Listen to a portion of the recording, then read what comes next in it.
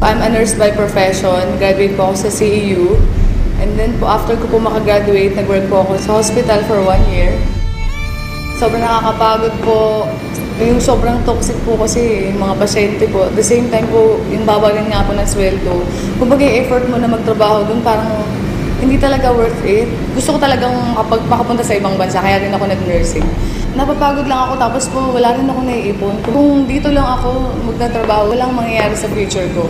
Nung naka 1 year na po ako sa hospital, kumbaga parang na-realize ko na hindi ako para dito sa hospital. Hanggang nag-work ako, nag-apply po ako sa bangko. Kasi nga medyo mas mataas ang sweldo. Ang hirap-hirap magbilang ng perang hindi sa'yo. Milyon-milyon po araw-araw ang binibilang ko. Pero parang sabi ko, kailan kaya darating yung time na sariling kong pera naman yung binibilang ko.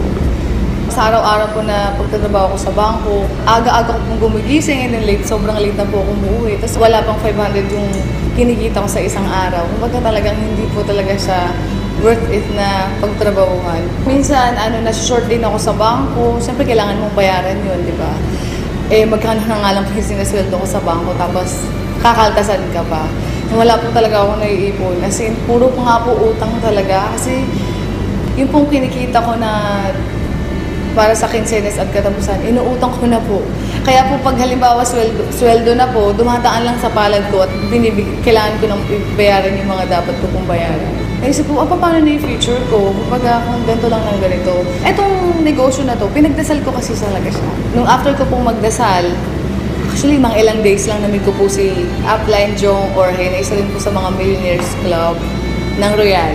Kumbaga po, sobrang blessing na ma-share sa akin yung opportunity. And-explain niya sa akin yung negosyo. Ang ganda pala talaga ng Royal.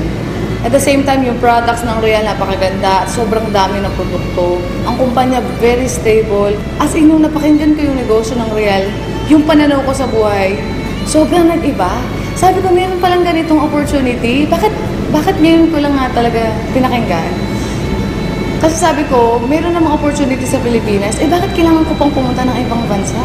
Actually, nung umpisa, sabi lang naman sa akin ni Jong, idadagdag ko lang sa ginagawa ko. Hanggang dumating yung time na ginagawa ko yung negosyo, yung kinita ko po sa Royal ng 1 week, katumbas na po ng 3 buwan sa bangko. Kaya sabi ko po, grabe talaga, parang kailangan ko na talaga i-full-time ang Royal. Kaya po noong April, nag-resign na po ako. So, sineryoso ko po agad yung Royal. Na-realize ko na working hard is different from working smart. Kahit gaano ka kasipag, kahit gaano ka katsaga, kung magamaling sistema yung ginagawa mo, hindi kaya yaman. Pero po, grabe po, yung sipag mo, yung tsaga mo, ilipat mo sa Royal, tamang sistema, panigurado yayaman ka. Mas nakakaipon na ako ngayon, and like dati kasi, talagang puro utang. Ngayon yung mga utang ko, nabayaran ko na. Ngayon sila na yung utang sa akin, gano'n. Noon, gumigising ako ng sobrang aga kasi may pasok ako eh. Ngayon, nung nag-royal ako, gumigising lang ako pagtapos na ako matulog. After 7 months lang, nakabili po ako ng brand new Ford Fiesta because of Royal Business Club. Kaya sobrang thankful po ako, buti na lang may Royal. Lahat po naging negative sa akin, sobrang naging positive po sila. Yung pera na dati sa bangko, sobrang pagod ako magbilang ng perang hindi akin. So nakakatawa dito sa Royal, sariling pera ko na yung binibilang ko. Doon ko nakita na yung magulang ko po sobrang proud sa akin. Kumbaga kahit hindi ako nakapag-ibang bansa, kayang-kaya kong tuparin yung mga pangarap ko kahit dito lang sa Pilipinas. Kasi may Royal Business Club. Tsaka dito nakakatulong ka sa mga tao eh. Yung ginagawa mo hindi lang para sa sarili mo, pero para din sa iba na may mga pangarap din. Kasi ako nakuha ko na yung pangarap ko. Pero yung mga kasamahan ko na naging part ng Royal, gusto ko rin silang matulungan na makuha rin nila yung mga pangarap nila. Ang sasabi ko lang lalo na sa mga kabataan, sa mga empleyado rin na tulad ko, syempre naging empleyado rin naman ako, na maging open-minded lang kayo. Buksan nyo lang yung puso't isipan ninyo.